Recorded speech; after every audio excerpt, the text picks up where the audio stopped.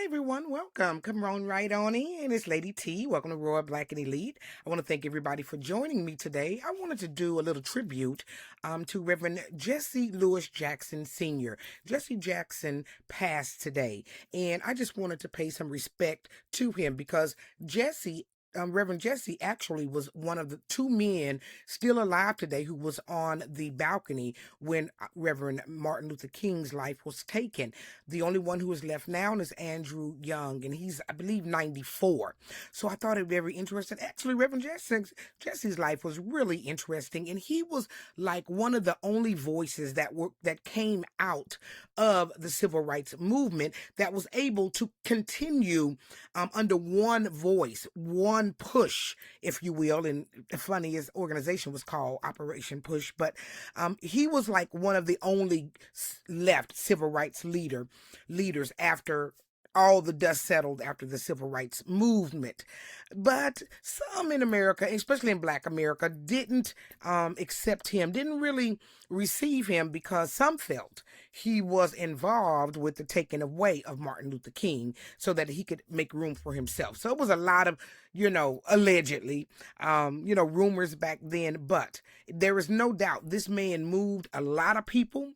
He was able to keep the message of blackness alive throughout his whole career. And so I definitely wanted to give him some respect. He's a South Carolina boy. I'm born in Greenville, South Carolina on October the 6th, 1941. His name is Jesse Lewis Jackson.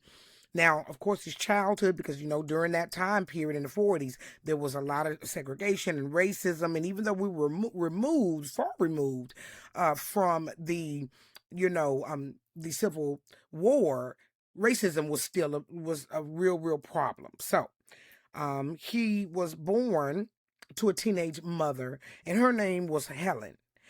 And his father was a prominent local businessman.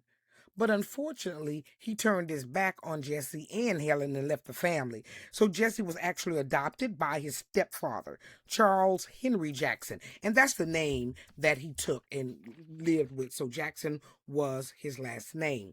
Now, he really excelled in high school. He went to a high school called Sterling High School, and he was an athlete, and he was actually class president. So maybe that was like a little look into who he would later become in the future. He later attended University of Illinois on a football scholarship, but he actually transferred to North Carolina A&T State University, which was a historically black college, and that's where he finished from. Now, in December 1962, he married his wife, who would be his wife for 63 years. Her name is Jacqueline, and they had 6 children. Now, we may remember Jesse Jackson Jr. He was actually a representative in Illinois, a state representative in Illinois. They got into a little bit of trouble around campaign finances and all that. So he actually had to do time for 34 months. Not a real long time, but he went to federal jail behind this campaign finance stuff. It's just amazing to me how they make it a point to make sure the black men go to jail, but all these other people get into trouble and they still at home. But anyway, they had other children as well. Santita, she is in the television business. Jonathan, Yusuf, who's also still works for Rainbow Push. So a beautiful family. Now in 1999, there was a lot of rumors going around, shall we say, that he had a daughter. Her name was Karen Stanford, and it was out of wedlock. And he did come out and say that she was his daughter, and he did claim her after some time. So Jesse had a full, shall we say, quiver of children. Now, while he was in college is really when he began to work within the civil rights movement because he joined the Southern Christian Leadership Conference, or the SCLC. This was the organization that Dr. Martin Luther King had founded. So Dr. King was literally his mentor. And so he learned during that time, he worked on voter registration drives. He organized economic boycotts. He helped coordinate Operation Breadbasket, which pressured corporations to hire Black employees and invest in Black community. In the 1970s, Jackson founded Operation Push, which stood for People United to Save Humanity.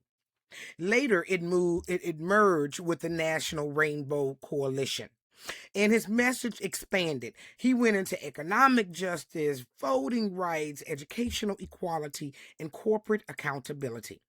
He believed in the Rainbow Coalition, which included all types of people, minorities, working class, just everybody standing together for equal rights.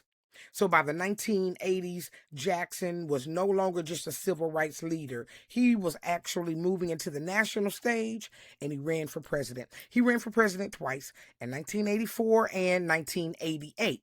And even though he didn't win, he was the first Black person who ran for president that really mounted a great campaign, and he actually won some caucuses.